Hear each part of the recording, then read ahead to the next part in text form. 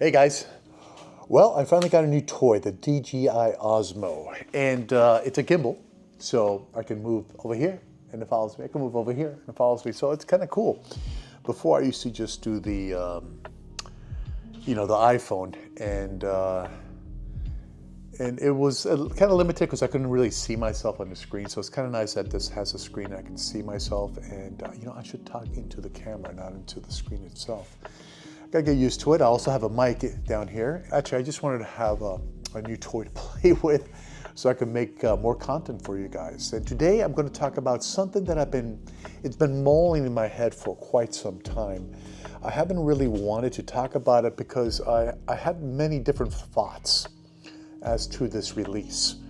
And I figured that now would be a decent time to talk about it since Omega has released their white dial Speedmaster, which honestly I haven't seen in person. I have only seen it in pictures, but I am not a white dial guy. As you can tell from my previous videos, I've always mentioned that I just don't like the white dial. I used to have an Explorer 2 and that was a black dial. I personally just like black dials. All my watches are basically black dials. So I only have one, which is my grandfather's Tudor, and that one is a white dial. And it's the 34 millimeter. I put that on a NATO strap as well. And it's a great watch. It's the watch that went to Antarctica. So on the Antarctica expedition, oh no, sorry, not Antarctica, on the Greenland expedition with the UK. So it has this history, and it also has this personal history with me.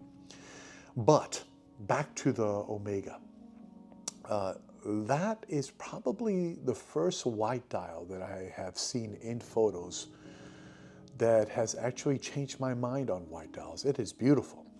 That said, I still think the original is still the best.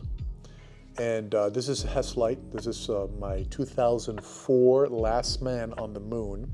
I also have a straight writing, as you can see it, I also have a straight writing 1970. It's between 69 and 72 they made them. There's no specific date to mine, but I'm going to be selling that one. Why? Because I want to get myself my ultimate grail, which is the Rolex 1016. I'm hoping to get it with 1570 movement, which is a hacking movement. So stay tuned to that. Currently I have the Smith Everest, which is my how should I call it? It's my go-to to scratching that itch, and that's why I'm doing this video. And Omega a couple of years ago came out with the collaboration with Swatch, and they came out with that. I mean, look, I understand why you would buy the Swatch. There's those that look for that they want their Grail watch and they can't get it just yet, but they're working towards it, and it's a stopgap. I get that. I will have to admit that the design is pretty cool looking. But it would be acceptable to me if Omega and Swatch were to put a little bit more effort into the quality of these watches. I've held them. Granted, it's a plastic case, if you want to call it that. But the movement that they chose is a very cheap movement.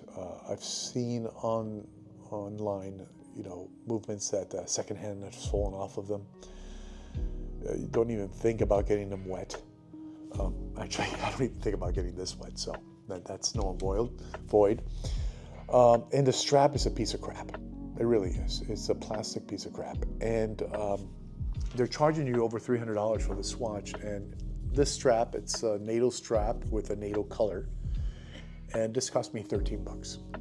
So you're going to tell me that Omega and Swatch couldn't spend a little bit more money on a watch that probably cost them less than 50 bucks to produce, to actually put a decent NATO and just print out, Apollo mission serial numbers on it or something like that. for it to look better. So that's why I have an issue with the collaboration, because they could have definitely put more effort, and it's almost to me like a money grab. So if you want to spend your money, guys, spend it on one of these. Why? Because unlike the collaboration between Swatch and Omega, this has actually been to space. The 5600 is actually a watch that's certified by NASA to go to space, and it has been to space. So if you want a space watch and want to spend under 400 bucks, buy one of these. Don't buy the Swatch Speedmaster, unless you're into that whole, hey, look what is on my wrist. Well, anyway, that's the video for today. I'm going to be making a few more short videos as well, because now that I have this new toy, I can have some fun. And thank you for hating me down in the comments below, but don't forget to like and subscribe. And until the next watch.